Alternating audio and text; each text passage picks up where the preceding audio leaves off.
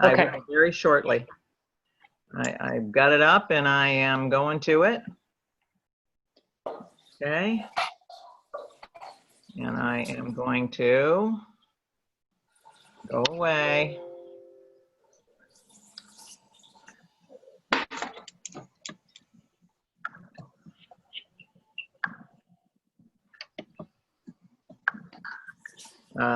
Okay, there we go. Everybody can see it?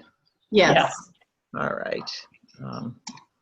Martha has stepped away from the camera. No, I'm just getting some water and Good. I have lots of fluids, and of course, because I have lots of fluids, I will eventually need to run to the bathroom.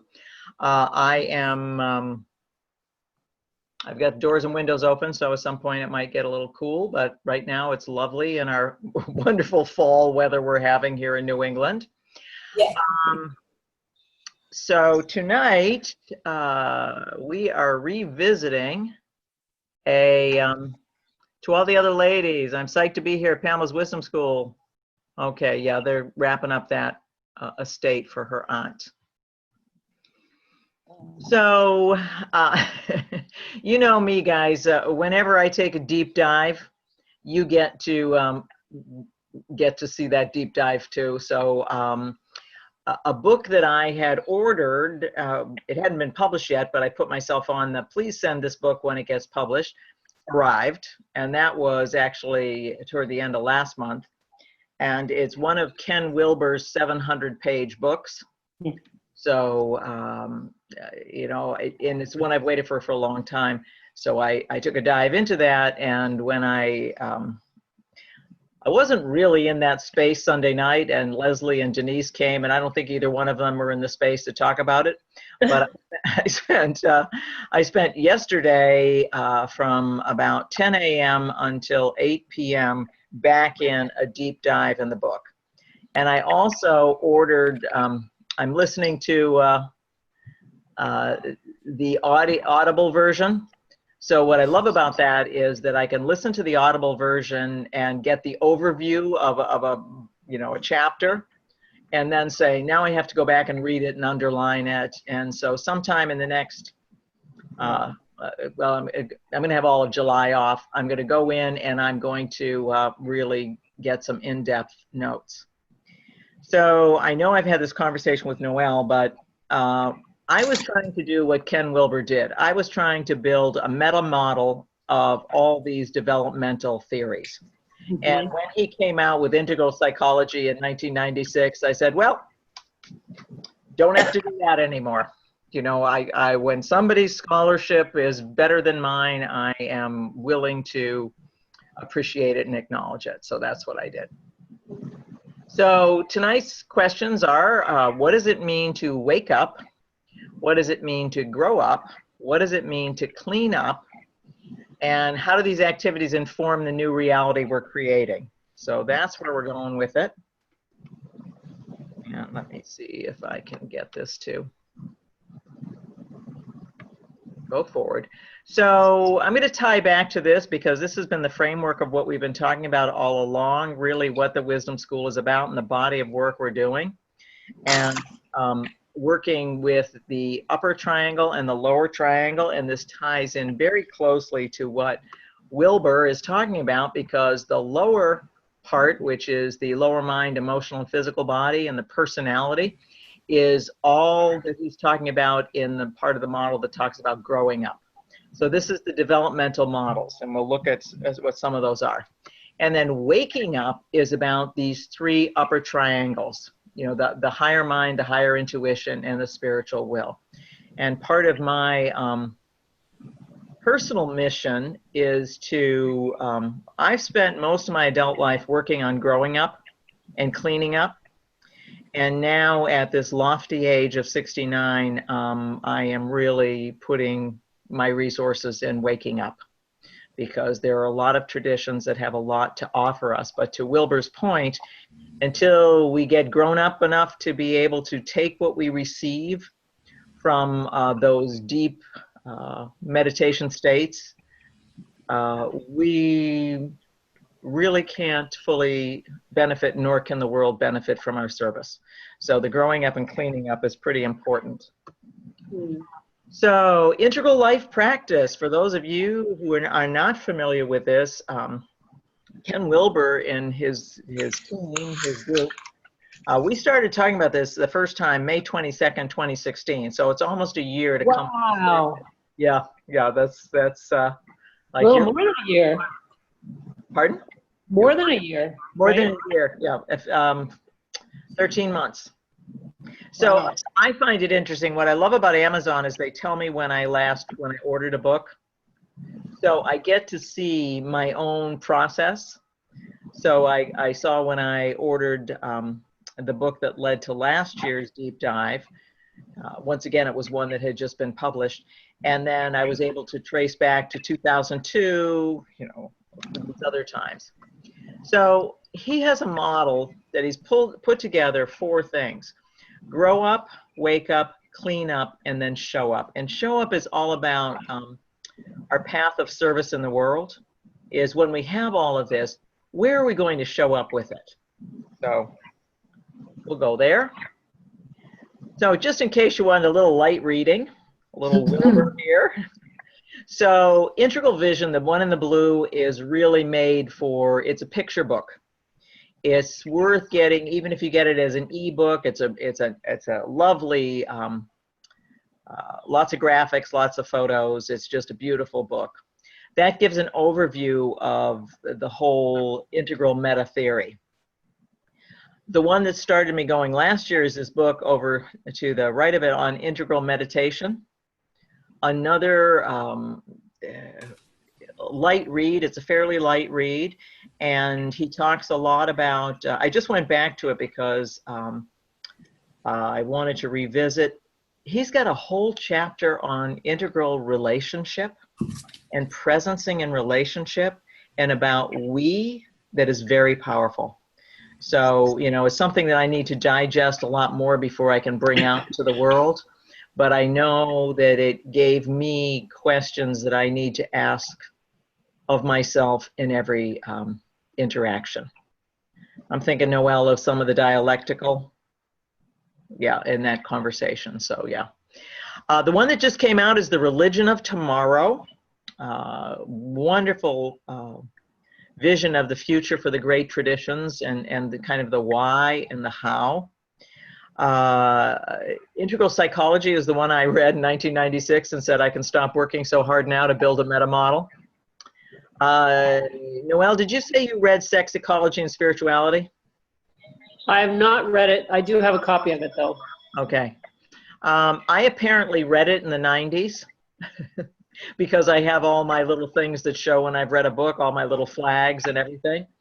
But I'm going to go back to it. It is the work that precedes integral psychology. So if you read Wilber, sometimes it's helpful to read him in the order of his own development, because that's what it is, his own process.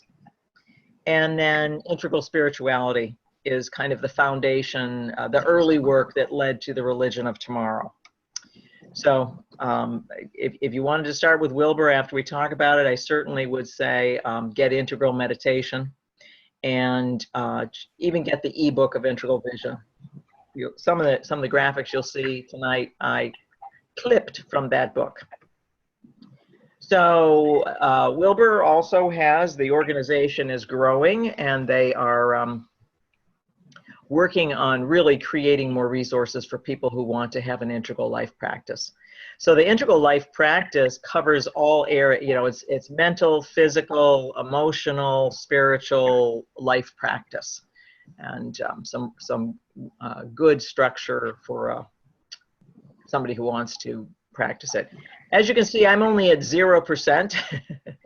I also have the book, and I started doing things from the book, and then I signed up for the class.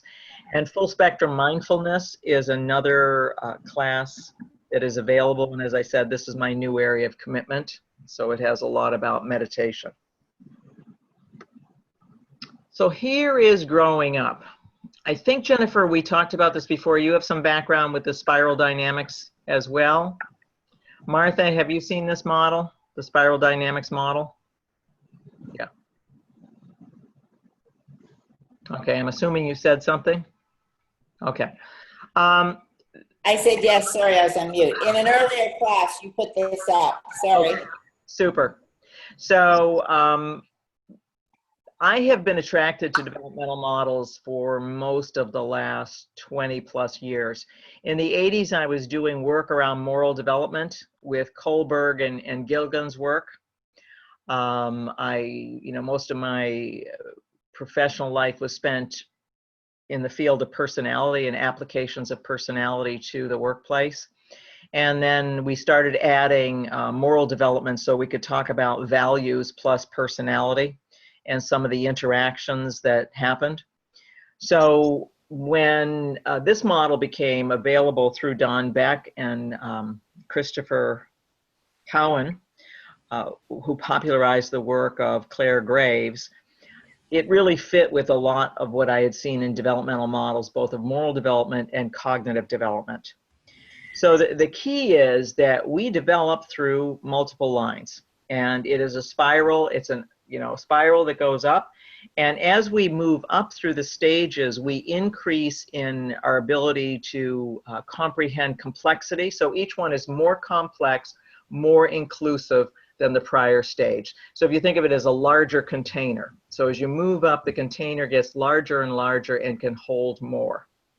But the tricky thing is, we're all born at 0. We all start at the same place. And, whatever factors there are that may contribute to how far somebody makes it in life. I know in moral development, one of the factors that was talked about is that if somebody actually has a lot of early life challenges that require them to wrestle with moral dilemmas. Jennifer, I'm thinking about what that must have been like for you to live in a country that was at war. Yeah, absolutely. Yeah, choice to run over someone to get away. Yep. Yeah, so, and I wonder what the trajectory would have been had you just stayed in the U.S. And not had that. So, when we have moral dilemmas that we actively face, then if we don't have something that personally challenges us to think through what we've been taught, then we cannot actually say it's our moral development. If it's just an inherited set of rules and guidelines, but we've never actually had to make a difficult personal decision with that, then we will not be in our own development. It will not be aided and abetted. So coming of age in the 60s, we were dealing with abortion, equal rights, civil rights, anti-war. And one of the biggest moral dilemmas I had is my fiance was ROTC. He would be in a uniform on campus 1 day a week. And I was an anti-war activist. And I remember arguing with him, and I argued with him even to the day that he left for Vietnam, or the last time I saw him before he left for Vietnam, because I was so adamant. And he did something that was really powerful for my own moral development, is he said, "This is my choice. This is what I believe I must do, and you do not have the right to take that away from me." And that was a big leap for me, because I realized that I did not, that even though every fiber of my being wanted to, that it was his moral choice, not my moral choice. So that was pretty, go ahead, Noelle. Can I ask a question about that too, Pamela? You said before that I had never really put 2 and 2 together. Getting a lot of feedback when I speak, by the way. Hopefully it's not ruining everybody else's experience. As you go up the spiral, it gets bigger because it can include more. And my personal experience with this in the last 18 months when I learned about it is that, in fact, as you go up or you go down, groups on different levels cannot include each other or don't include each other. Okay, so let's talk about that. Real inclusiveness does not happen until yellow and turquoise. every level below that believes that their way is the right way. So I know from some of the conversations we've had, Noelle, you had quite a few greens in your life. And greens, while they are pluralistic, this is what's called the mean green meme, is they're actually not tolerant of differences. This is the postmodern. They're pretty convinced that their way is the right way. And so even though they'll say everything is relevant, everything is relative, you know, is some people call it aperspectival madness, they still think that they're right. And so they've grown. If you look at the spiral, they've grown, but they're not inclusive. They're not saying, I can't. They don't include orange and they don't include blue. You know, even though they have grown through that, they are not having tolerance for it.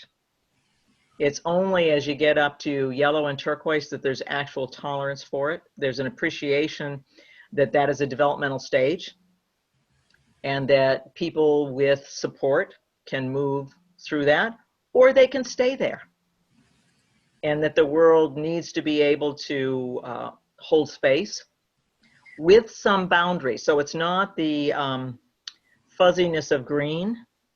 It is some boundaries that say you have the right to be who you are and believe what you believe until it impacts the global ecology, the rights of other people. You know, you will have the right to be a fundamentalist of any kind, Islamic, Christian, whatever, until it impacts the rights of others. Conditional, yeah. I would say boundaried. Boundaried, okay.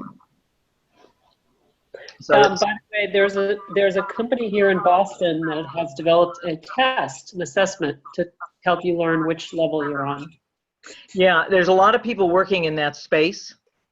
And here's the thing, and we'll get into it, get a lot lower as we move forward, is development is not unitary.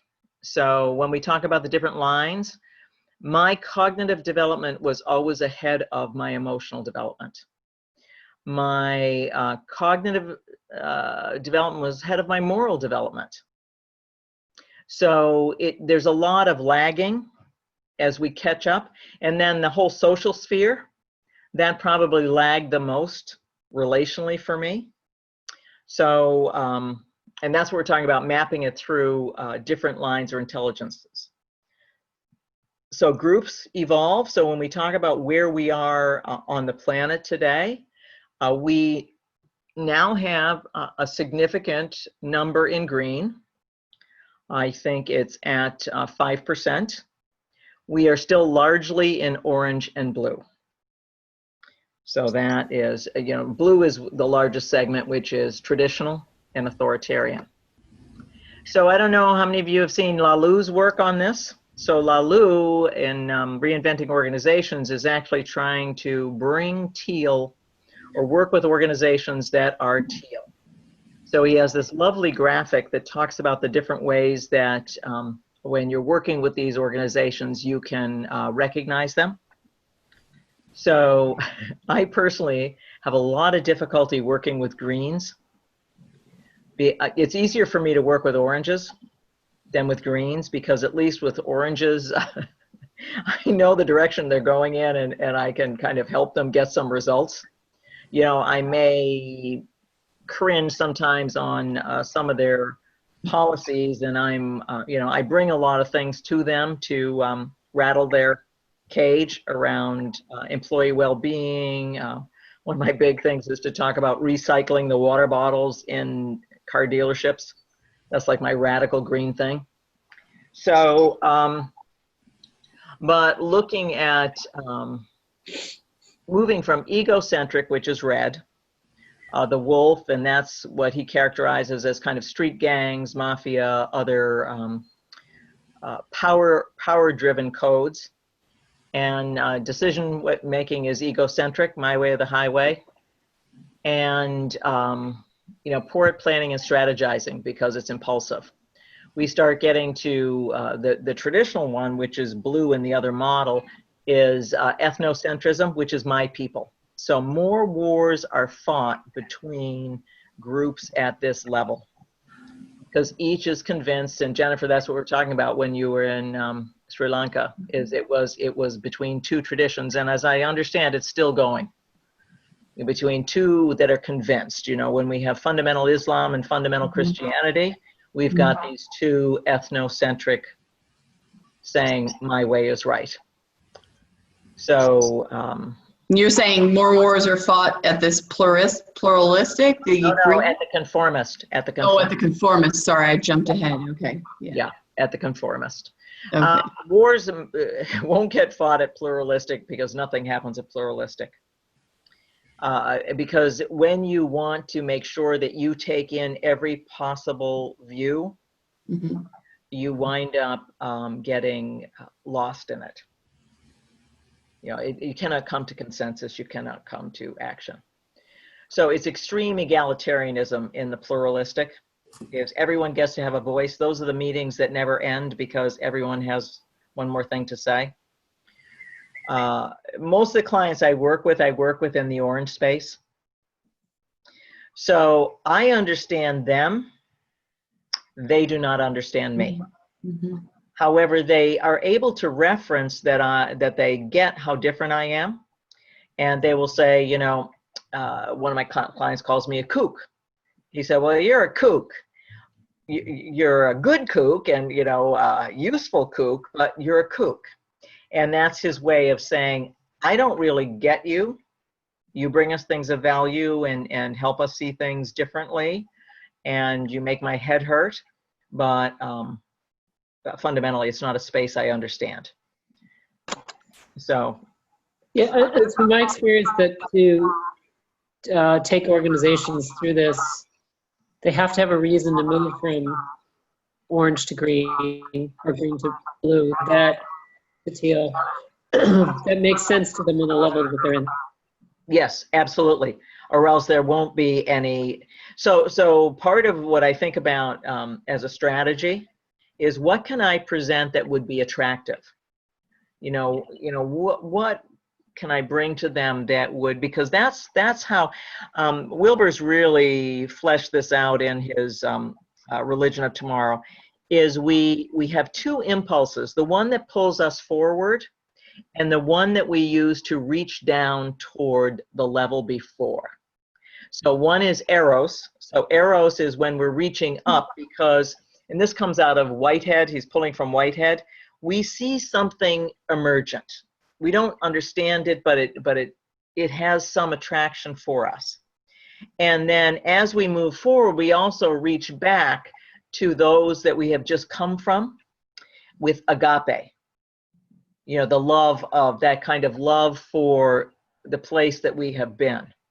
So those are the dynamic tensions. In between, so we might have individually a leading edge. So cognitively, I was in teal while I was still socially in green and still maybe financially in orange around, you know, achievement and competitiveness and, you know, working in business. I left conformist very young. I kind of got kicked out. And that was one of my moral dilemmas and helped me because I wouldn't have been able to stay anyway. My new metaphor that I'm using for how I work with my clients, it just came to me last week, is I am the tinker, the village tinker, who goes from village to village to village. And I have my cart and I have my wares and I fix their pots and pans and I sharpen their scissors and I tell them stories from the villages that I have visited. But they're a village because it's conformist and it's achievement. And, you know, the clients in the car business, some of them have never been in another village. They don't know what it's like to work anywhere else. They've never even visited another village. So I bring with them, you know, I bring them entertainment, I bring them information, I bring them knowledge, I bring them tools, but they can always count on the fact that I will leave before I disrupt the village. Now, the big piece of awareness for me is I never wanted to live in the village. At no time in my entire career have I lived in a village. I've never held a job where I showed up at the same place to do the same thing with the same people. This is the dilemma, I imagine, in organizations of the customer, because the customer often is also in a village, yet they have visited other villages because they're a customer by nature of being a customer. So the impulse or draw to move towards teal, I think, is often created by the customer, but it's not, resonant to right the organization. This is one of Seth Godin's great messages, that your comfort zone is no longer your safety zone. So in a conformist world, everybody could have that safety of predictable customer base and solid customer base who didn't leave the village and wanted to shop local and all those other things. Now they're finding themselves more and more in a cosmic, larger universe where they're baffled by it. Yeah, the irony to me is you just, I think, outlined possibly a consumer, model customer. I'm thinking where I come from, the government as a customer, they are their own conformist, yet they've left, their village temporarily to go explore a few other villages. So they have that on, the organization sometimes. But they have trouble taking it in because of their tradition. Okay. So here are some of the lines. So part of what's being, let me just go, no, it's not here yet. So most of this all is, up to green is what is called first tier. Back to your question, Noelle, all first tier levels have difficulty being inclusive because fundamentally they're convinced that their way is the best. It's only when we start getting to second tier, which is turquoise, and then third tier. Third tier is the emergent tier, but it is probably less than 0.1% at this time. So it's not a large enough force to really, we just don't have enough folks in this area. And so when we look at the different lines or intelligences, and this is what the arrows are saying, is the arrows are saying from a psychograph, which is the whole assessment process, is cognitively someone could be up to the third tier. Some of my explorations are definitely third tier explorations.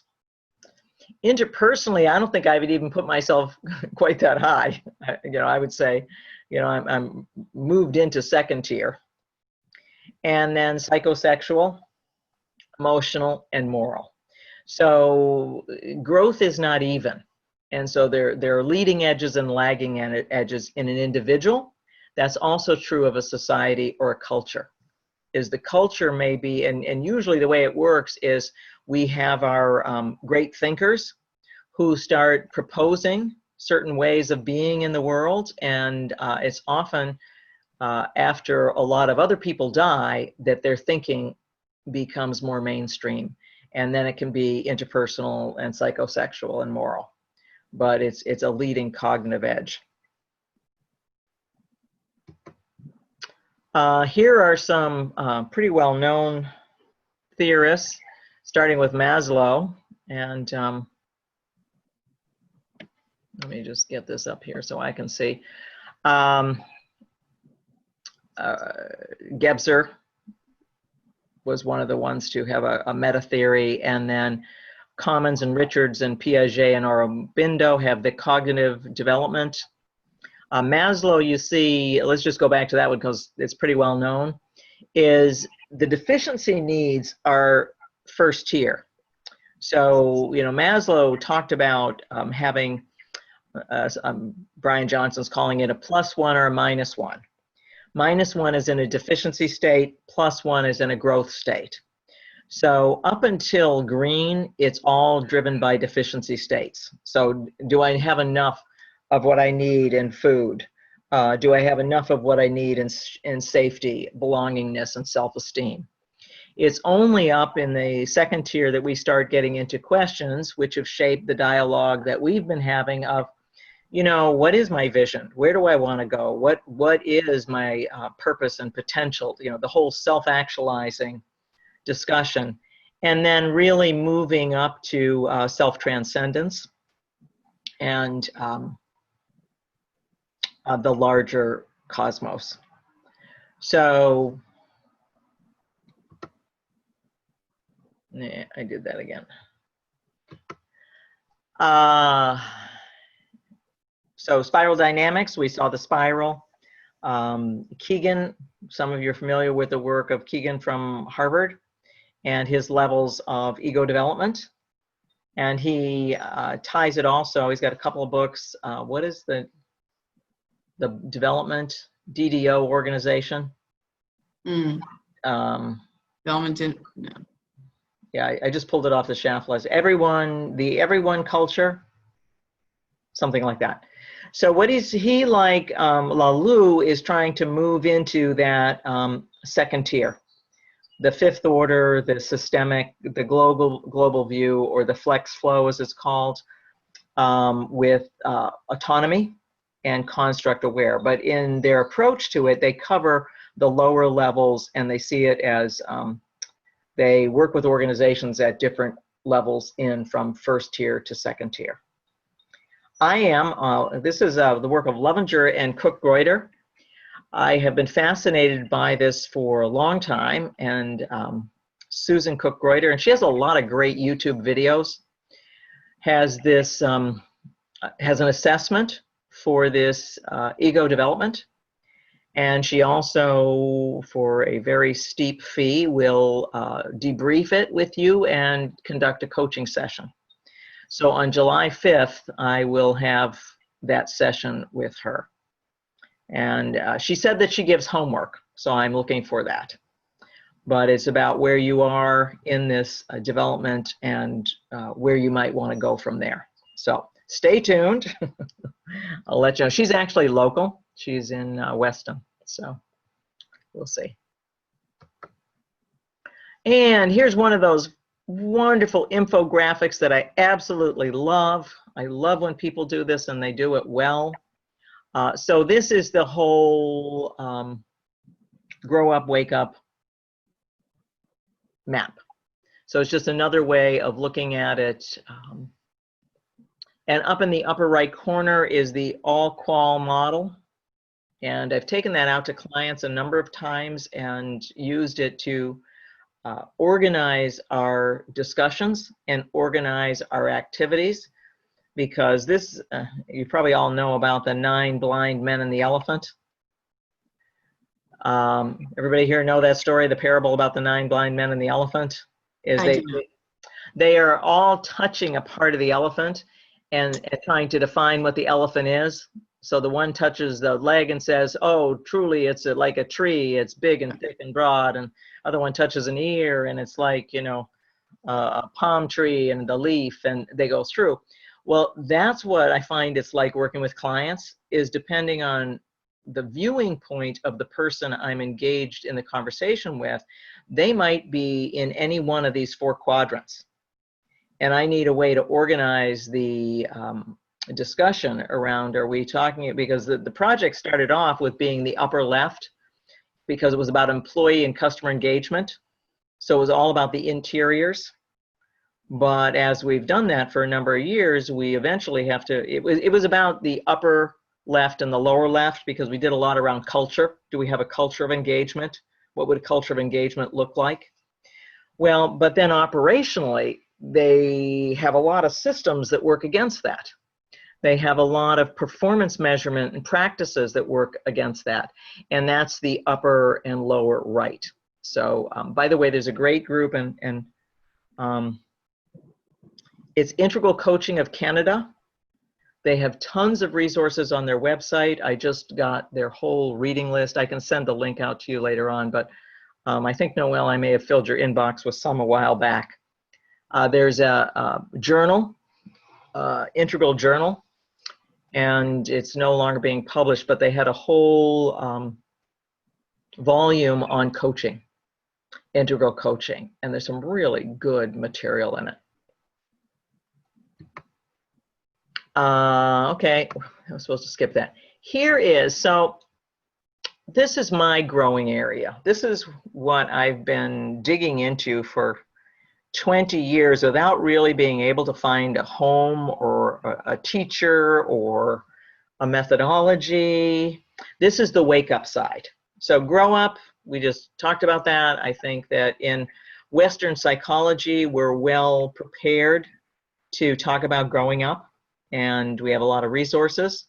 When we get to waking up, that has been much more Eastern. So my generation, I had a lot of friends who became Buddhist. It was kind of what intellectuals did. What socialist intellectuals did is they became Buddhist. And they started studying with Trungpa and going to Boulder, and there's a whole bunch of well-known spiritual teachers who are my age plus or minus a couple of years. And I can't think of anybody's name right now, but you know them all. Kripalu comes out of that impulse. So the Eastern world has mapped this better, although there is Christian equivalents. They just were hidden and not publicized. So one of the big thoughts here, I'm sure you've all heard that most people today report that they're spiritual but not religious. Everybody heard that? The recent Pew survey, I think it's down to about 30% now, somewhere between 20 and 30%, with 60% of people saying that they're spiritual. Now that's good because it means we don't have 60% saying they're, oh, hello, Parsifal, that they're atheist, but they're spiritual rather than, and Wilber's premise is we do not have any of our main traditions, Hindu, Islam, Christianity, Buddhism, that operates at a level on the spiral that is high enough. They're mostly all in the mythic or conformist level. So we as individuals have developed beyond our formal religious structures. And I got to tell you, with my recent 3-year attempt in Judaism, that's exactly what I ran into, is that I was going to have to suspend my adult development at the temple door. And then I would sit in discussions. This is a famous line where somebody well-meaning said to me at one point, well, Pamela, Jews don't believe in God the way you do. And I was in a social group that was psychoanalytic and lawyers and, all kinds of really, some of them were rabbinically trained, that were very much in the orange rational and green, incredibly green, crazy green. So, but it wasn't connected to their religion. Their religion was undigested lump at the level of conformist. So that was interesting because I had run into something similar in fundamental Christianity in the early 70s. So here, completely different religious tradition, same thing. I'm going to have to suspend my adult development to participate. So the waking up is what we've been talking about in the upper triangle, is accessing levels of consciousness beyond the physical. So I remember, Noel, I used the term mundane reality at one time, and you thought I was being pejorative, but it's actually the way it's talked about, of the world, sensory reality, which is also referred to as gross. So gross material is the name of it. It means mater, the mother, the material, that which is not believed to have consciousness. So then we move into the subtle realm, which is all the subtle bodies, all the subtle states. So, and it has upper subtle, lower subtle, and that's part of the triangle. And, you know, minimally we access it during the dream state. And it's interesting because the Seth material works a lot with the dream state and using the dream state to investigate this kind of consciousness. So the subtle bodies, the chakras, the nadis, the whole etheric energy system is part of this middle area. So if somebody, so my commitment is to deepening my own meditative, whatever you want to say, contemplative practices to experience these states more and more. I had them spontaneously as a young person, and I was advised in my early 20s to shut all that down until I got grounded and basically did the developmental work I needed to do, which was the growing up. I think that was wise advice. I think I was given really good advice because I didn't have enough of a self as a container that I would have gotten very lost and shattered. So now that I really have no fear of losing my mind, I can, you know, put it all into this because I'm convinced that that's really the next growth area for all of us and for me personally. So that's where I'm going with that. And I study lots of different traditions, Buddhist, Hindu, Theosophical, Christian, to explore these.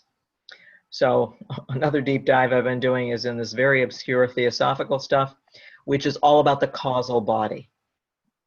So the causal body, those two triangles together, all form the causal body. And at some point, all of that gets surrendered. So the subtle realm is what we refer to as the soul. So it's what we know as the soul. The causal is larger than the soul, and it is a container for the soul. So you can have these experiences. You can have breakthrough experiences. You can have peak experiences anytime. How you interpret those peak experiences is through your developmental structure.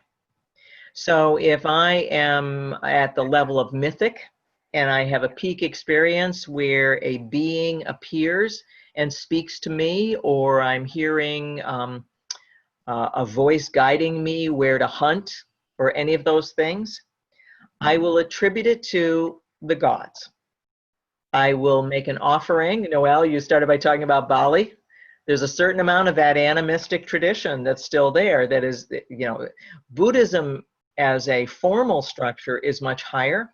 It's rational. You know, the Buddha created a rational system, an orange level system, but that doesn't mean that that's how it's been interpreted in the culture, because the culture is operating at magic, mythic, and conformist.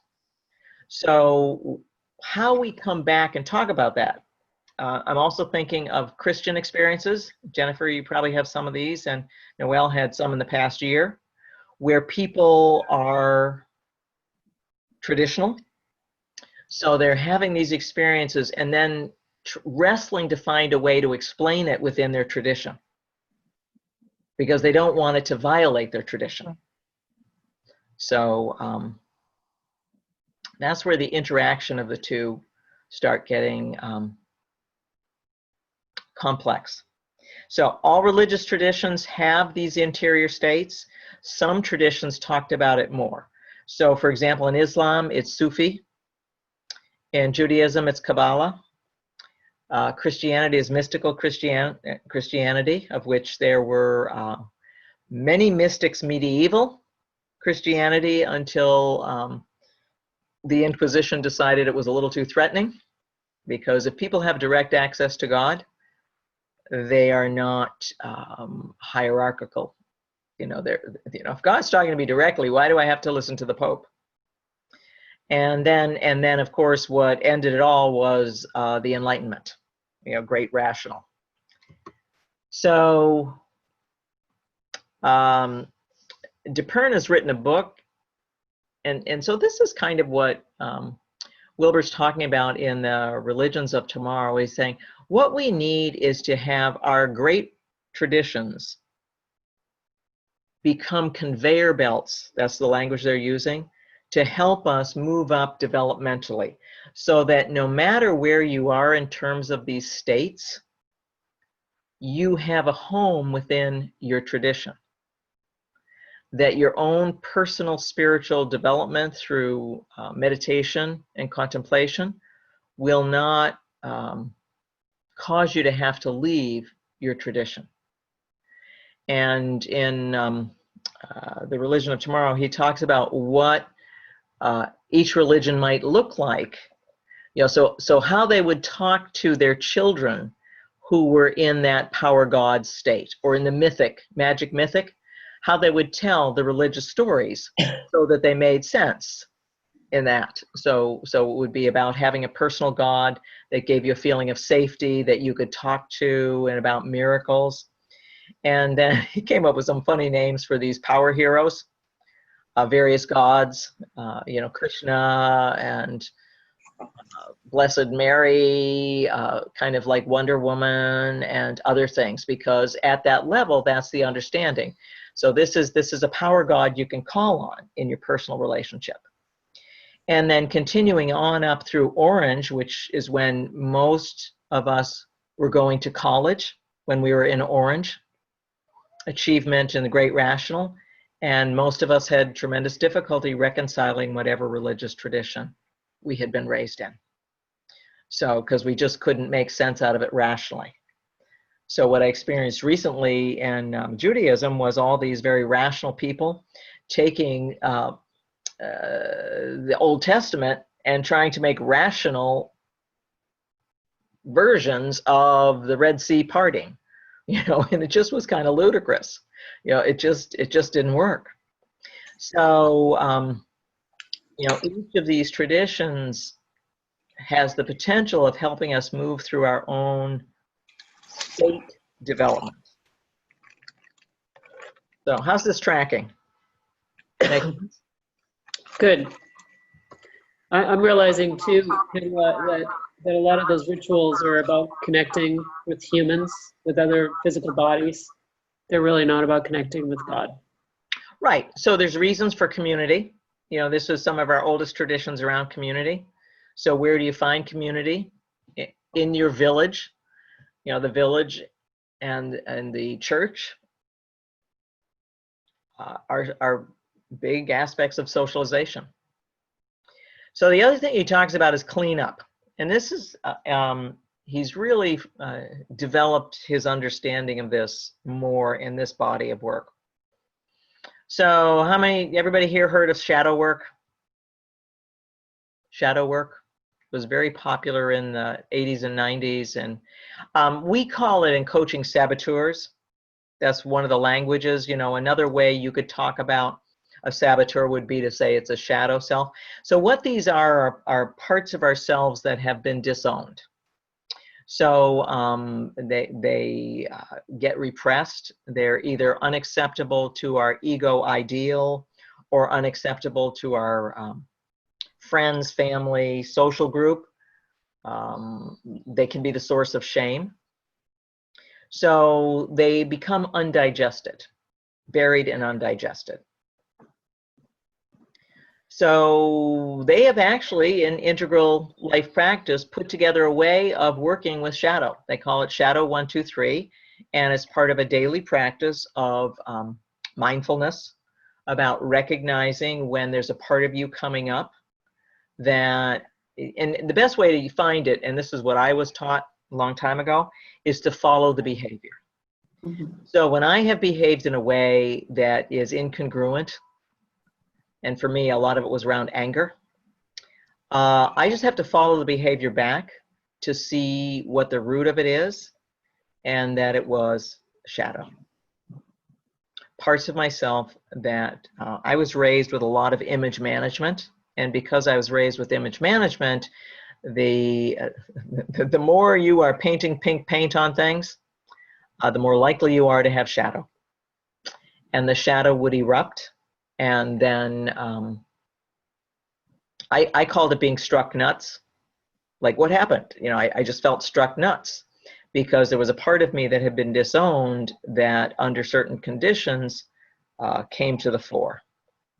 And then, of course, my first thing, I was trained in the defense of denial, which is saying it didn't happen. But then when the evidence became too compelling to ignore, then in having some really good mentors who helped me follow the breadcrumb trail back to see what was the unclaimed part of self. So big body of work. They've made it part of a daily practice. And it's good work. So as we move up that spiral, we need to transcend and include. So that means I move beyond wherever I've come without rejecting it. So I'm not rejecting it. I'm not repressing it. I am transcending it. So the container becomes larger to hold more. Now, sometimes that doesn't work. You know, sometimes it's incomplete. And he has started talking about two ways that manifests in our shadow as either an addiction or an allergy. And I really like the way he's framed this. And I'm going to go back, and he's got addictions and allergies for each developmental stage. And I love that. Yeah, I'm just going to go back and so addiction, there's things I couldn't let go of. So there were areas where I was still red. Power gods, still trying to feel safe, still using ego. There were, and when you have an addiction, a repressed emergent, it's because it's a prior need. So we can think of this as like Maslow's hierarchy of needs. It would be a regression back down. And it's usually around when it goes to red, it's food, sex, safety. That's where it is. So all of me did not make it up to the next level. There was a part that was still stuck on the older level, prior level, that I was having trouble let go of. Now, an allergy is when there's something in the level above that we resist. So it is calling to us, but we are ignoring it. And I can't think of good examples, so I'm going to promise you that I will get all the good examples, because when I read them, they were really clear. So when working with ourselves or with others, we can help them find incomplete, because until these are resolved, our growth is not whole. And as you get to certain levels, so one of the ways he explains this is we've had a lot of gurus in the West who had big shadows that have led to their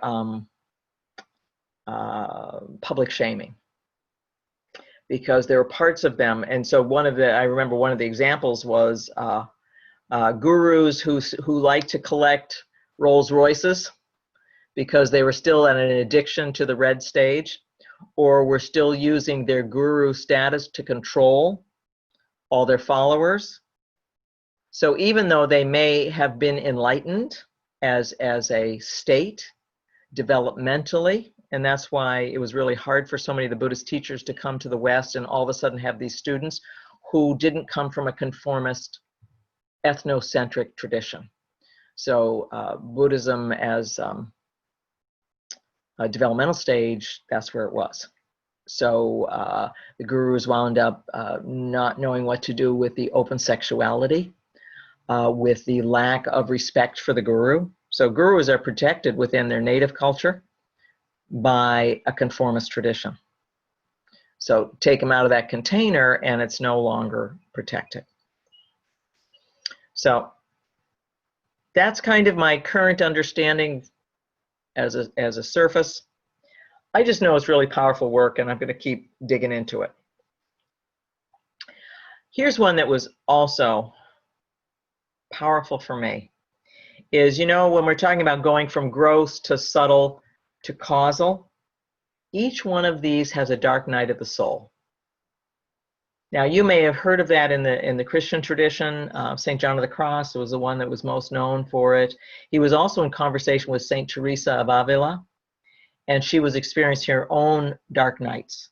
So they were talking about it, and this is a medieval experience.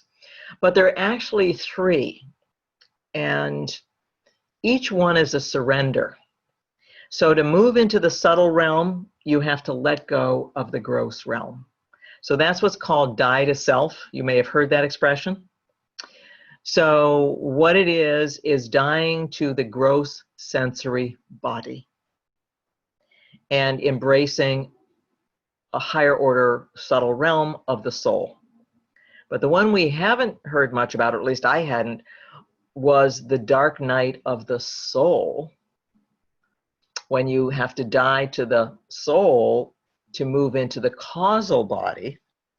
And then after you move into the causal body, which this is what I've been reading about the past couple months, you actually have to die to the causal body, because there is something beyond that which is called suchness.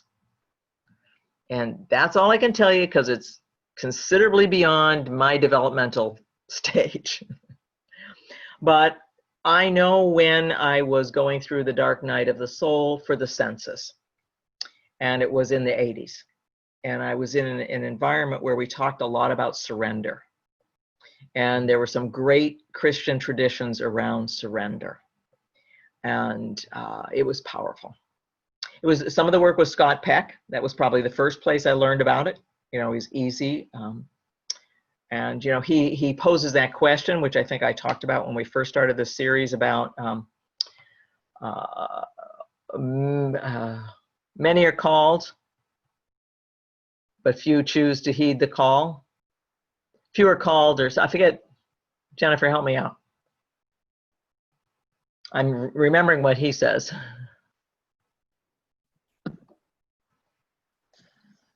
Few are called, but many are called, but few are chosen. Is that it? That sounds right. Yeah, many are called, but few are chosen. Well, he does this radical commentary on it by saying, all are called, few choose to heed the call. And I had this quote in maybe a year ago, February. So why are there so few who choose to heed the call? He said, because we intuitively know it is a call from our spiritual childhood into our spiritual adulthood and a life of effortful caring. So that's the dark night of the census. That's inward, not outward calling. I love the shift to choice versus, so, you know, waiting for some external call. All are called, few choose to hear the call. So that's what I experienced around the first dark night of the soul. I think for the last years I've been in the second dark night. So that's just kind of what I'm reflecting. More will be revealed. So cleaning up. Here is another wonderful thing that he talks about in the Religion of Tomorrow. He's really proposing something wonderful. He said, you know, when we go look at the bottom of this spiral, the first worldview we had, the pre-modern world, was God was everywhere. Everything had its being in God. Everything was directed by God, or gods, you know, plural, because it was pantheism. So everything was sacred. All was sacred. And then we moved up to orange in worldview number 2, which is the modern world. You know, this was rationalism, scientific materialism. And all of a sudden, guess what? God is dead. There is no God.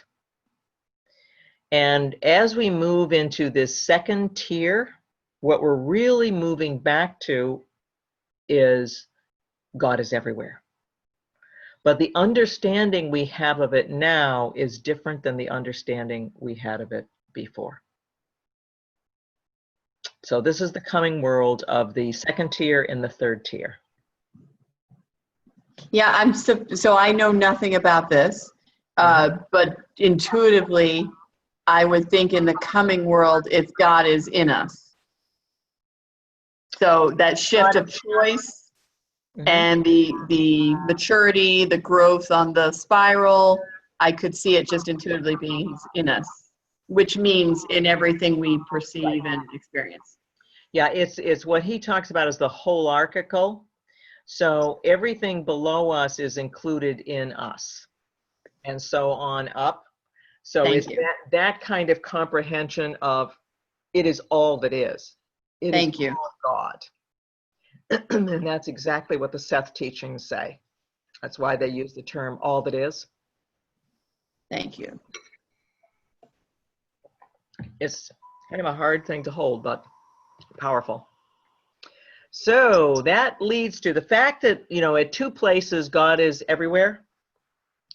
People can think that it's the same thing. So this is when they were saying to me in the synagogue, Jews don't believe in God the way you do.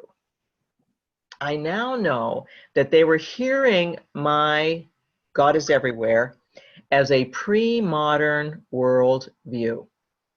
And they were seeing it as undeveloped, because we had a lot of psychoanalytical people. They were seeing it as an infantilized, magical thinking belief. Instead, what it was worldview number 3, which is God is everywhere in that way that we just talked about. So it has the flavor of, you know, if you don't comprehend it, and remember the lower levels cannot comprehend the higher levels, and it sounds like something lower, then that's what it gets included. It gets called that. So one of the big things that happened in the New Age movements, really since the 70s, is something called spiritual bypassing. I just listened to a great book on this, about the misuse of spiritual practice to avoid life. And this is what Marianne Williamson calls painting pink paint on things. And the class New Age that says, love and light, paint some pink paint on it, love and light. You know, put some crystals around it, love and light. That is a spiritual bypass. So, you know, it's a direct cause of interior splitting, spiritual bypassing, where ordinary, common, mundane problems are glorified by giving them a deeply spiritual meaning, which is supposed to show how evolved this person is instead of how shadow swamped.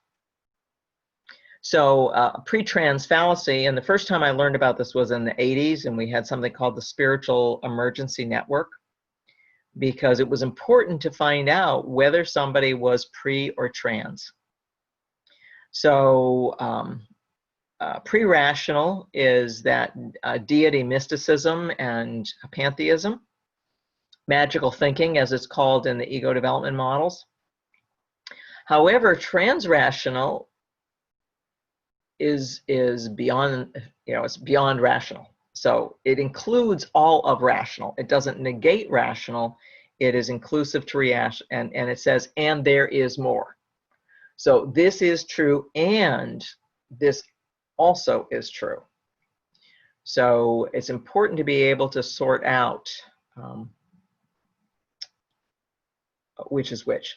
So when I was reading yesterday about how in different religious traditions, the stages of development would have different spiritual teachings. One of the things I was thinking about is there's still times in my life when I'm really afraid, when I've got some big life challenge going on, that I need a spiritual relationship that is lower developmentally, if that makes any sense.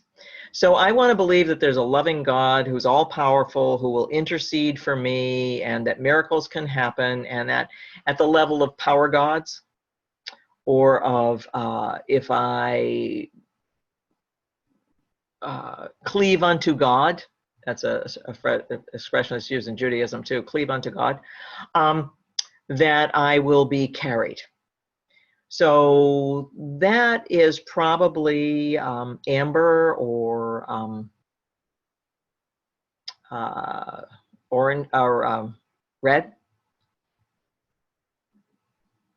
That isn't all of where I am because I have a whole lot that's transrational.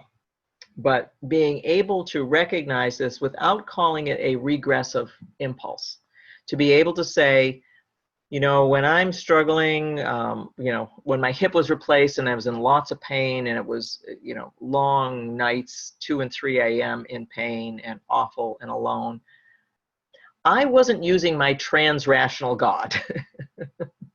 You know, that wasn't the level that I needed to have in my psycho-spiritual development. I needed a pre-rational. Now, at 9 o'clock in the morning, I was going to have a rational. And, you know, I might even move back into transrational. So this is a way to have a richer, more nuanced understanding. What do you guys think? Somebody talk to me. Honestly, feeling a little lost. Okay. We give ourselves what we need is what it tells me. We go where we need to go.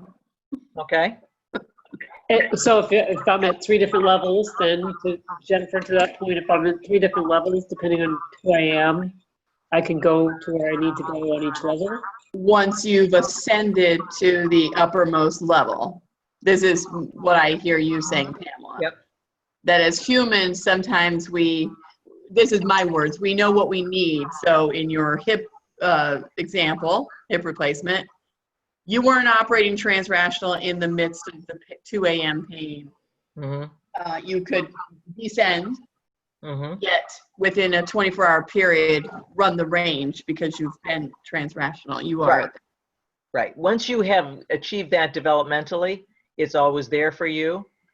And you know, there's a term called regression in the service of the ego.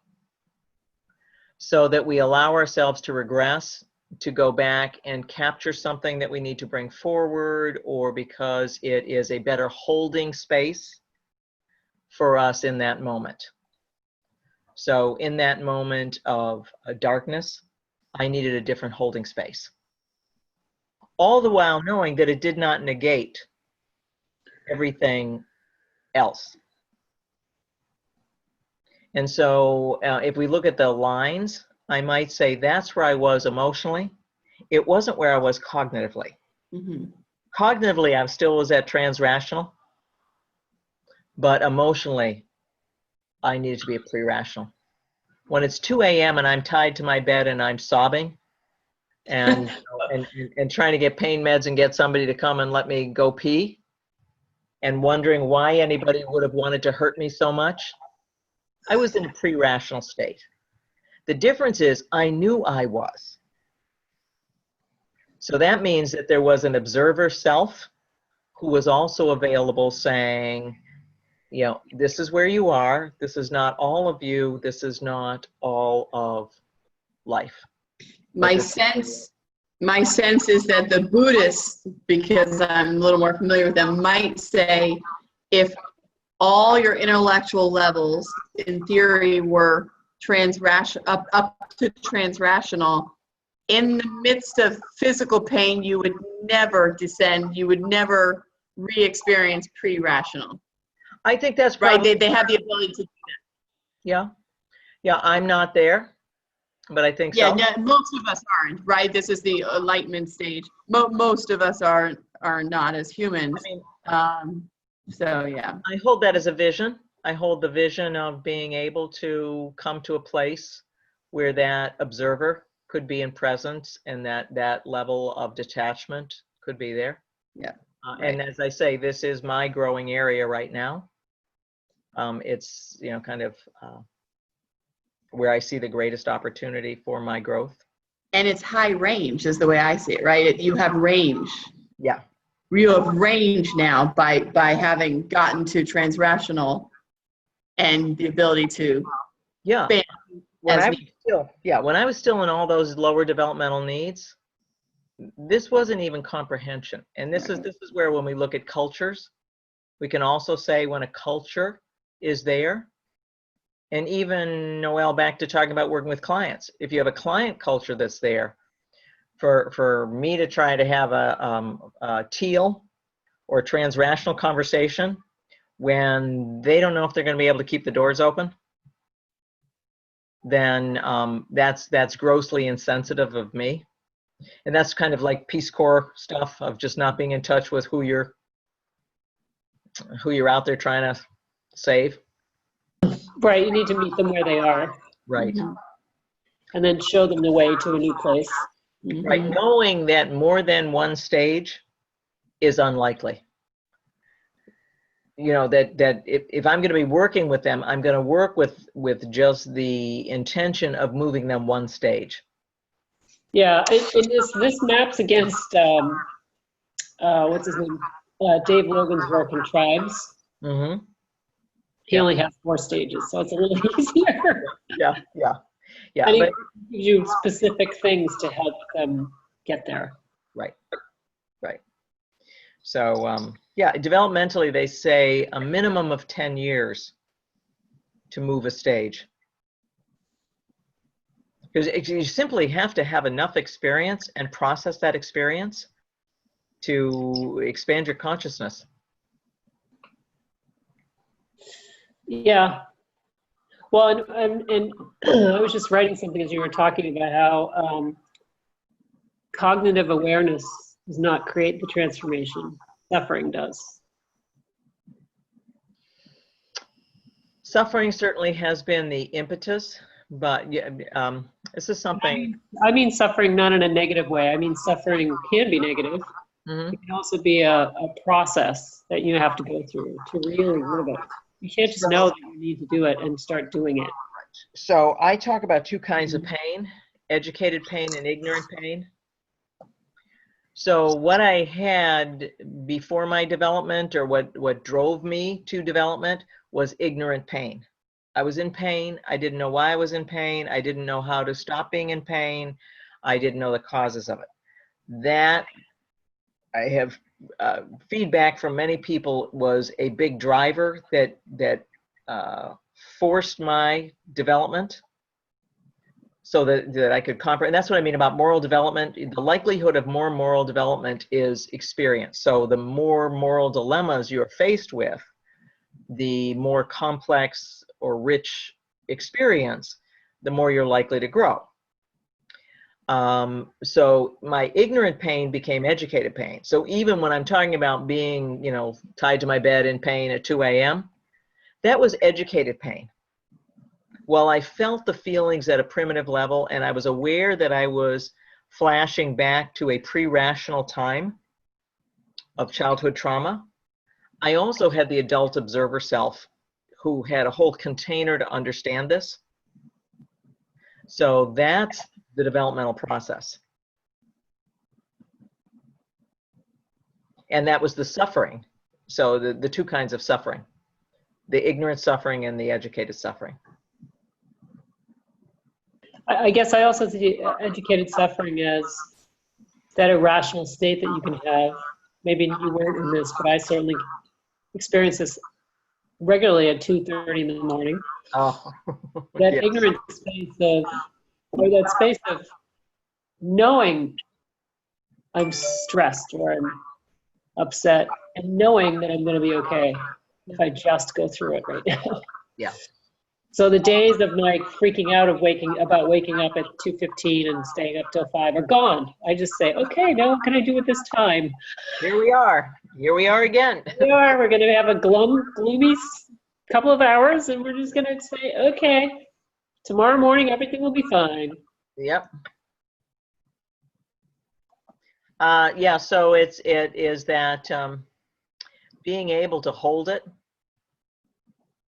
and to know, yeah, Yeah, the 2 a.m.s never go away. And there was a book that somebody told me about a while ago that I read about. What exacerbates that is it's the time that biochemically we are the lowest. All of our lovely neurotransmitters and everything else just bottom out at 2 a.m. So I think the title of the book is Nothing Looks Good at 2 a.m. Something like that, because nothing does. And so part of my mantra is don't listen to yourself. Don't listen to yourself. Have a cup of chamomile tea. But then you just have to wake up to pee. I do. Then a little Tom's forte. Last night was one night that I spent too many hours in Ken Wilber. And by the time I went to bed at a reasonable hour of 10, I couldn't shut my brain off. Oh. At midnight, I got up and took 2 ibuprofen because I was in a certain amount of pain, and 2 Calms, which is a homeopathic remedy. I slept beautifully until 6:30 this morning. But it was just one of those times that I said, okay, not good. So I like this little graphic. This is a sweet graphic. This is the 3 tiers that it's basically talking about, or that, as we're moving through this, from egocentric, that it's all about me, to ethnocentric, and that's where all the wars are fought. It's all about us, my people, my traditions. And then moving to that larger, it's all of us, and world-centric. So this comes from that Integral Vision book. It's just sweet. All right, I screwed up. And here's a lovely graphic for all the ways that you can show up. So look at all that stuff that is down in training, integral training, personal coaching, professional. These are actually things that have started within the integral framework. So, yeah. And I like the idea of showing up. That goes to the many are called. Choose to. So there's lots of different places to show up. All right, where's Noel? So it is getting to 8:28. We have lost Allison and Martha. Both of them had caregiver responsibilities that started demanding some of their time. We are now out of Wilber. So was that worth going into? Yes. Okay, all right. I just, I like to bring to y'all what I'm in the middle of. And we're going to take July off, and I can't promise what will happen in August, because who knows what I'll take a deep dive into. This stuff requires that I have a lot of time off back to back, because it's not something that I can dive into. So I've got the big stack of books by my bed and chair, and I am going back through Religion of Tomorrow, and I want to really pull out what the addictions and allergies are, because I think that's a great template to really see where we get stuck. And then he goes on to talk about addictions and allergies in each of the 4 spiritual states. So ways that people get lost in parts of them, and then the interactive effect between them. So I think it's a rich framework. So now we're going over to the workbook. Anybody here tracking with the workbook? Honestly, I haven't looked at it in the last month. Okay. You want to talk about it? I so religiously, typically I read and do a lot of notes for it. This time I just read and had light thought, so I didn't go in depth, Pamela, on my own, except a few mental, examples. Okay. Good. We'll do a light overview. So when Jane Roberts started doing this, they spent a lot of time doing predicting the future. And I suppose when I first went into this material in the 70s, I did more with it. I'm just not really interested in predicting the future. Well, it's funny. I actually am. I never have been, but after reading this chapter, I told myself, I have this saying that Mary Ellen and I joke about, that I know things. I do. I know. And they happen. So after I read this chapter, I'm like, I'm going to try that exercise of jotting down very light, easy thoughts, words that come to me. I'm going to try it. Yeah. It's worth doing. I did it. It's worth doing. It was very, very fun and very enlightening. I mean, you know, I now have no doubt that information is available. So, and maybe I should just jump forward to not even doing that, because I do know. I don't need to do the exercise. I actually know. I know that I have wisdom that will serve me because I make it happen. Mm-hmm. And that's the whole key, is to realize that it's about stretching our consciousness. That last line, you know, it doesn't matter whether it comes true or not. It's about knowing that we have access, you know, that past, present, and future are constructs of this reality, but that doesn't mean they actually are necessary. You know, you can disengage from time in that form. I love the example of, was it trees on the road, trees in the past, trees in the present, trees, it's like amazing. Yeah, just to think about that, yeah. And then the other thing about clues from the past, I've done a lot of work with this because I needed to reframe my past, because I was telling myself stories, and of course if you tell yourself a story, you find the evidence that validates that story because of the lens that you're using to view it. So if you're trying to have a new vision, and we can see this just at the mundane, you know, there's a lot of talk about narrative coaching or narrative therapy, is, you know, whatever the narrative is that you have, it will be true. But it's only one viewing point, one way of seeing it. This one also is good. This whole roads not taken. Oh yeah, I did. This is one I worked out a little bit mentally. Yeah, about not having had a child. Okay, all right. Talk about that. Yeah, so I didn't go too far down the road, but it really, at least mentally going through it, had me open up possibilities of, why am I thinking that I can't now? I can't physically, but I can. Right, but you know, children can be in your life. That was just one that popped in my head. It's, you know, not one I'm going to follow up on, but Mine had a lot. One of the big ones that came through for me was around creativity, and that, you know, I, from about the age of 13, no longer had time in my schedule to take art classes because I was doing this big science thing.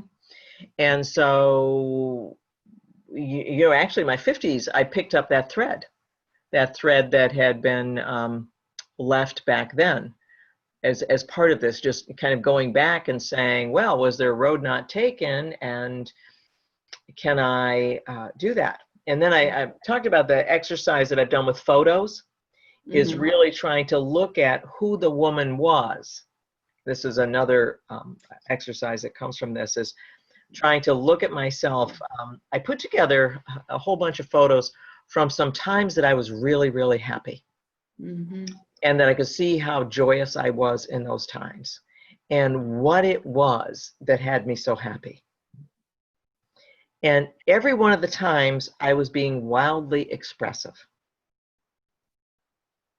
And expressive in ways that did not have bounds.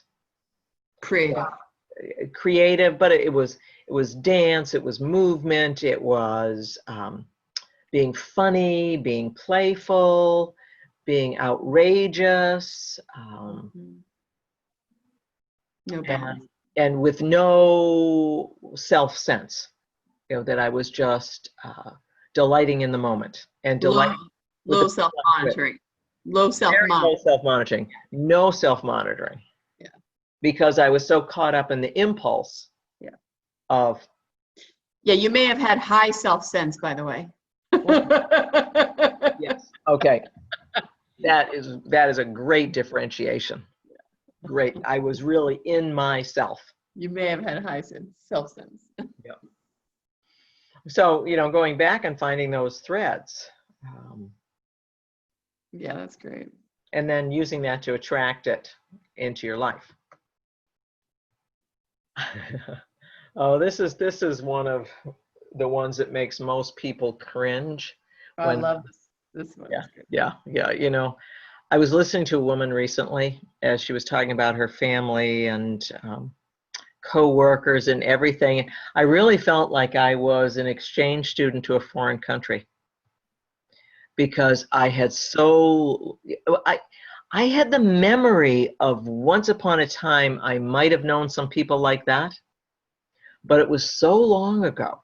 I mean, like 80s, that and those are moments that whole developmental spiral becomes, it's like I get a flashback, and I can remember when I didn't know that you could choose otherwise, that that having people like that in your life is optional, and I could see that that's where she is. But I could also hear in her consciousness what So can I ask you a question about that, Pamela? If you are not choosing, if you're being passive about the people in your life, you are always choosing. So if you're not actively choosing, if you are, yeah. Okay, we're just going to reframe that. Because if it manifests, you have chosen. so you can see that you are a person that doesn't choose by looking at the people around you and saying, I would not choose these people, then you can see that you're a person that doesn't choose. No, I would say that in fact you have chosen them. So what is the part of you that is disowning that you have chosen them?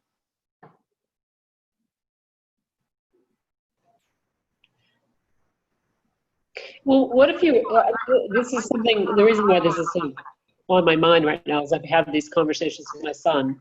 He's going through something in his life. And the way that we framed it at this point is that he is choosing by lack of opportunity. Like if if you live in a place where your options are limited, you have to make it work. It's like being a child living at home, right? You have to make that work. Or not. Or not, but the point is those people are in your life. Well, actually, at a more fundamental level, those people are not in your life randomly. This is a really hard concept to grasp. If, in fact, the soul has a purpose and the soul has directed everything, including to whom you are born, into the family system you are born, into the conditions and the circumstances you're born, at some level that is choice. I agree with that. That part I agree. Family is a trickier one, or a cleaner one. But I do believe that you are possibly not developed. So you're lower in the spiral if you are not choosing the people socially. If they are there because of convenience. That's a choice. Well, it's lack of choice. You could be alone. No, you could be alone. You could be alone. Yeah, but maybe not, because that would be wildly unhealthy. Well, you still could be alone. And who's to say it's unhealthy? Being alone with a rich interior life, with lots of online resources and books and all that, may be healthier than toxic relationships for the sake of belonging.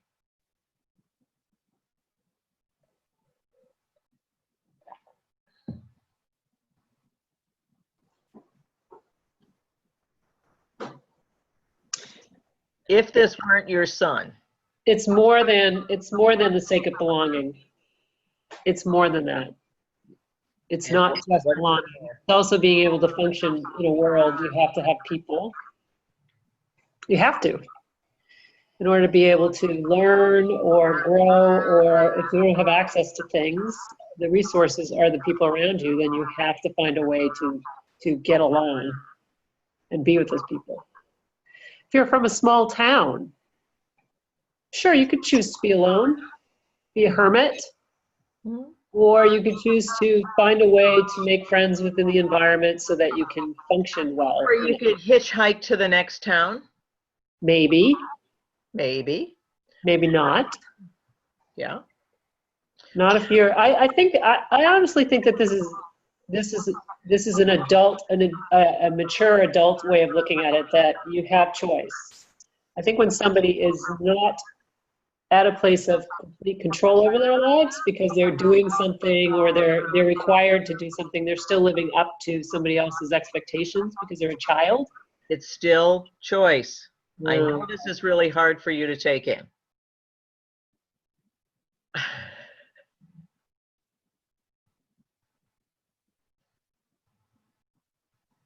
You're on mute. Yeah. Okay. If you could take this in, how would things look?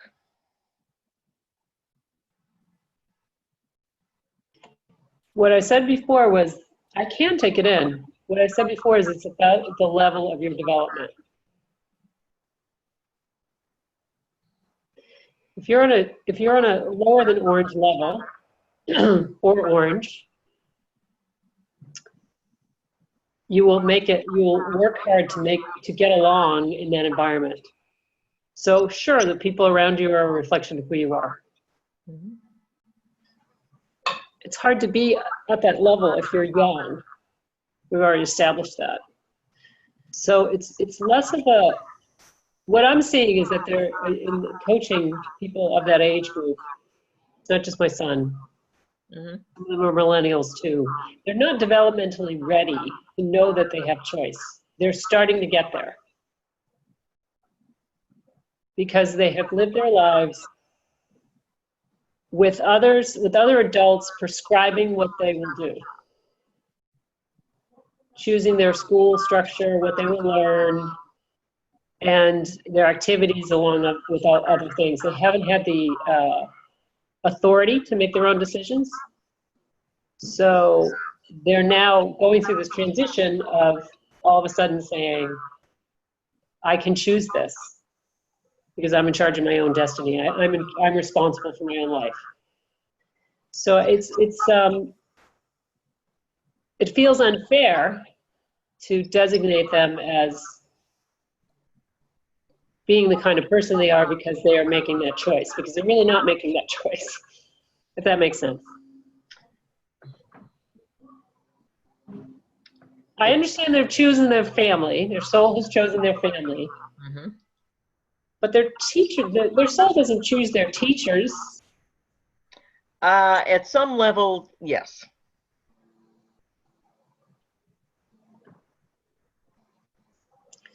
I actually think that suffering is what causes us to grow into a new level. Suffering, a lack of choice.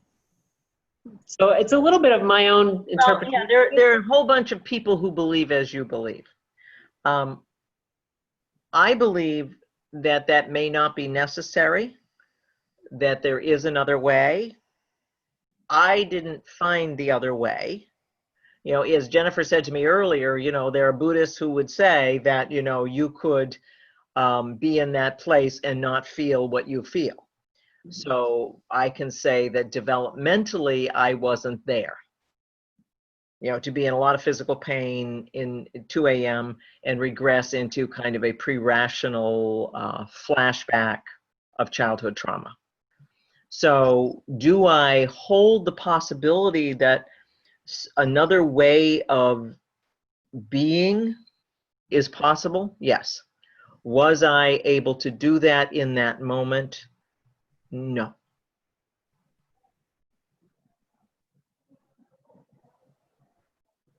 Is it aspirational? Yes.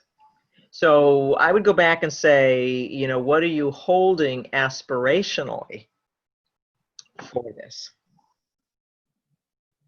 So, as I listen to this, I'm feeling like both can exist. And here's an example, both meaning what you said, Pamela, around choice, and then Noelle, what you said around creating suffering for growth. So I think about the friends I created in Washington, D.C. Mm-hmm. Wonderful, loyal, great little community, and very shallow and very cynical and very exclusive, and unless you're inside, and I was inside. Yeah. And I think, I know I chose them, because there's lots of choices in Washington, D.C. for friends. I had lots of circles. Mhm. I know I chose them, and I think in a sense, Noelle, I'm thinking it's probably to create the kind of suffering that drove me to say, screw it, I'm out of here, I'm going to somewhere else. I'm going to the beach attitude. I want the beach, but the attitude of the people down here is so different and lovely. So I think I created a suffering in a sense. I did choose them, not actively, but why? I've been friends with them for about 12, 17 years, something like that, like a long time. I don't know. So both fit for me. And maybe you chose them at a different developmental stage. Yes, that's fair. I was in my early 30s. Yep, that's Yeah. fair. I was at a different. If you were to go back to high school, your options are based on the high school you're in. Yeah, and as Pamela knows, when I was a teenager, I was actually more at choice and more aligned with my real inner person who I am re-becoming now. So that tribe, but by chance, is my true tribe. And I stretch, like you said, Pamela, go to the next town. I fly to Europe every year just to see them. And that's, if I only saw them and had no friends the rest of the year, I'd be fine now. And I'm a very high extrovert. Yeah. Who loves friends. You found your tribe. I found my tribe, yeah. So for me, I've had a number of times where I've had to leave the tribe.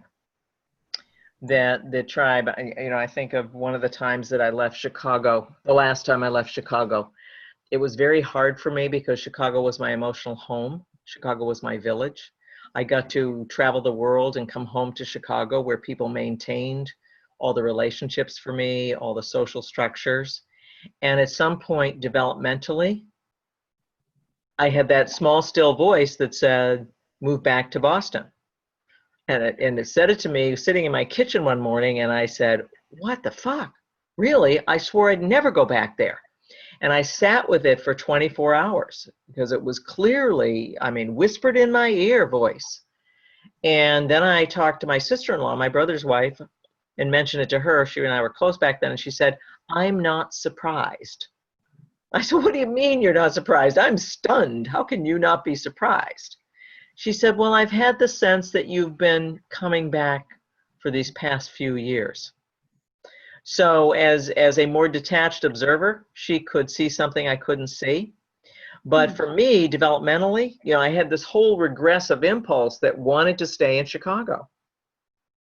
But I also knew for my own development, I needed to move on. And so that's a dynamic tension between, this is what he's talking about the emergent level. So that sense of the next level trying to emerge, and at the same time feeling that addiction pull back down to the prior level where it was safe and secure, where everybody knows your name, you know all the rituals, you know all the ways to be. And I think for me, that I need to hold that tension.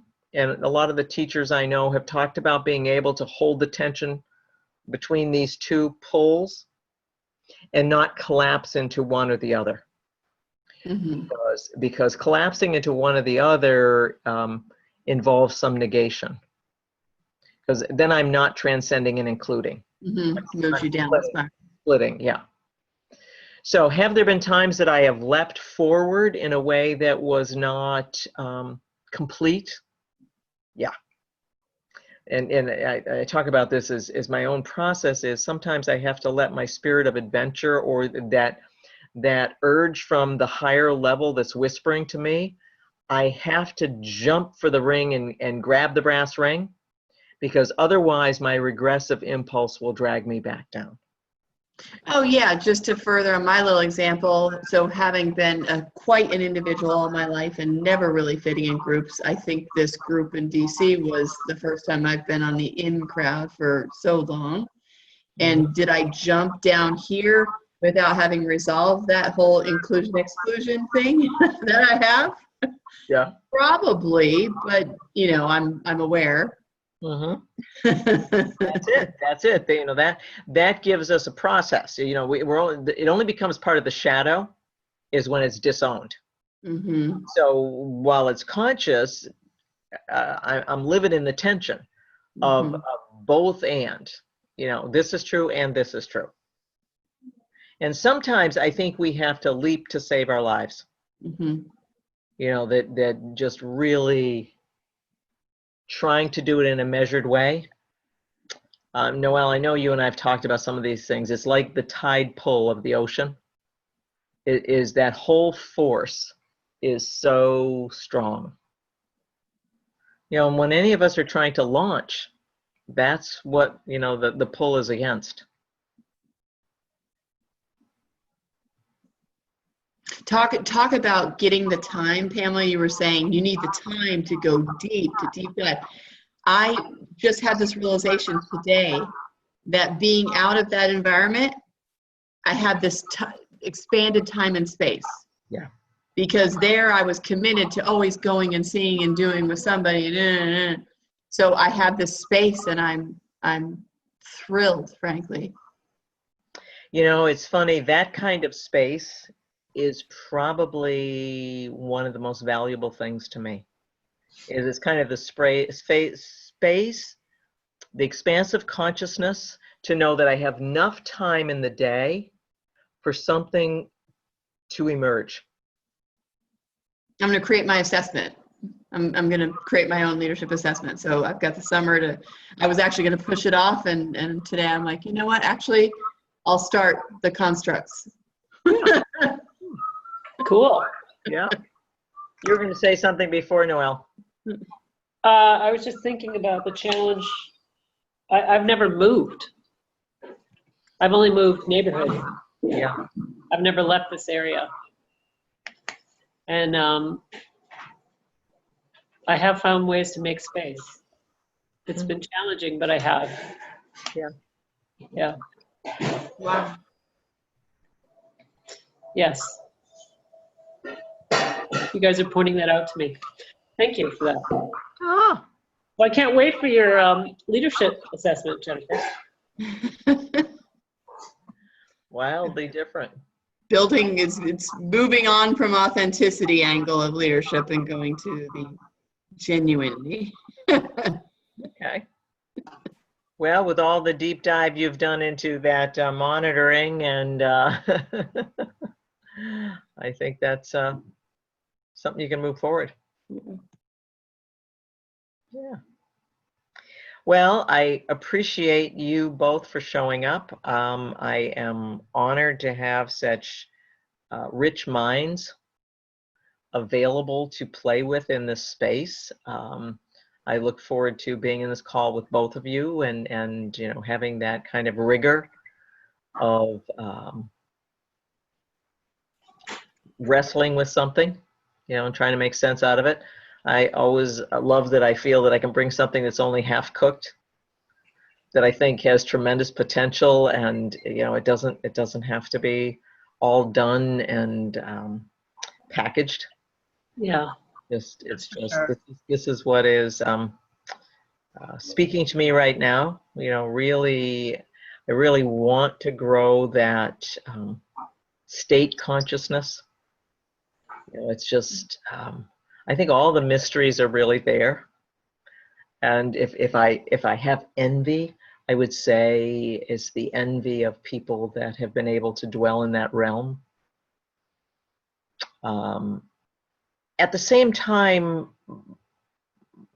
I see the logic of my whole life. You know, sometimes I think that I have moments where kind of the patchwork quilt that it is, you know, the series of what may appear disjointed all makes sense. And that, I was in a class this afternoon, it starts at 5, and she opened the check-in round with 3 questions. I wish, I want, and I wonder. Hmm. And the only one I wasn't stumped on is I wonder. Because I wonder about everything, and I was trying to go to sleep last night and couldn't, with that whole sense of, as long as there are ideas in the world, as long as there are great consciousness to contemplate, I can't ever imagine life not being full and rich and meaningful.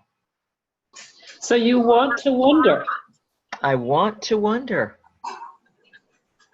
And I wish more people wanted to wonder. There you go. That works for me. And the truth is, I don't understand how you don't wonder. Oh, there are people. Isn't that amazing? Well, they're on a different developmental level. They Yes. are. They are. And, I think that was the other thing. Oh, here's this brilliant concept. Imagine this. And this is the last thing I'll leave you with. He said this. This is one of those tidbits that I can unpack for a long time. He said, if you were to accept the concept of reincarnation. So in the Buddhist teachings, there's something that's called the eternal drop. So that after, there's another name for it, it's vijnana something, but it's the storehouse of consciousness. That, we have a physical life, and after that physical life, the nuggets, not all the experience, but the nuggets of learning from that life get stored in this storehouse of consciousness, and it has a elaborate Tibetan name. And that the soul each time is trying to move up the developmental spiral. So there's evolution of the soul going on. So that when we reincarnate, we reincarnate at the last highest level we had completed in the prior incarnation. So even though we're a fetus and we go through all the developmental stages and we actually have to go through all those, we have a set point that everything up to that set point is pretty easy for us. So, if I got to green in the last life, then everything up to green was pretty easy. Everything after that becomes the heavy lifting. And they went on to say that explains something that parents have observed. If they have more than one child, they're not the same. And this is this thing about old souls that we talk about is, so that we're not all starting at square one, even though we are. And so that was one of the things that I went back to, this I wonder. Well, no wonder I started life reading mythology, because I was trying to reconnect with what I already knew, but that nobody would talk about. So I went into all these systems of meaning to try and get back to what I knew. And I could, my peers weren't doing that. So I knew that it was different, but at the same time, it was the most natural thing for me to do. So that was a little piece of, I went, another missing piece of the puzzle. And, that's what we mean about when we see an old soul, or you talk to a child and you go, whoa, whose eyes are looking out from that baby? Hmm. So it's a really esoteric thought, but An interesting one, nonetheless. that's one of those, if this could be true, what might it mean? Yeah, wow. Yeah. All right, ladies, a pleasure. Thank you. Thank you, Enjoy Wales, enjoy Florida, and I'm going to enjoy right here, and I'm actually going to spend some time in the studio when I'm not hanging out with Ken. Good. Enjoy. Yeah. Thank you for this, Pamela. Thank you for showing up. Bye. Bye. Bye, Noel.